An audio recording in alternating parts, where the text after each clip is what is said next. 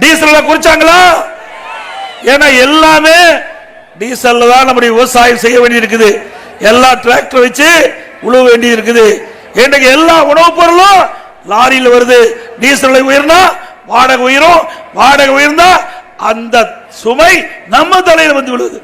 அதே போல மீன்பிடியில் தொழில் செய்கின்றவங்க அந்த போட்டுக்கு விசைப்படகுக்கு டீசல் தான் பயன்படுத்துறாங்க.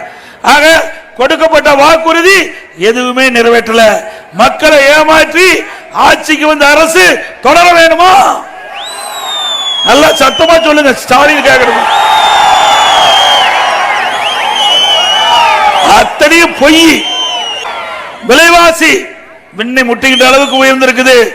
அரிசி விலை உயர்ந்துட்டது, பருப்பு விலை உயர்ந்துட்டது, எண்ணெய் விலை உயர்ந்துட்டது. அதிமுக ஆட்சியில் இருந்ததை விட திராவிட முன்னேற்ற கழக ஆட்சியில சுமார் 40% விலைவாசி உயர்ந்துட்டது. சட்ட ஒழுங்கு அடியோடு சீர்குலைந்து விட்டது. எங்க பார்த்தாலும் போதைப் பொருள் விற்பனை. போதைப் பொருள் இல்லாத இடமே கிடையாது.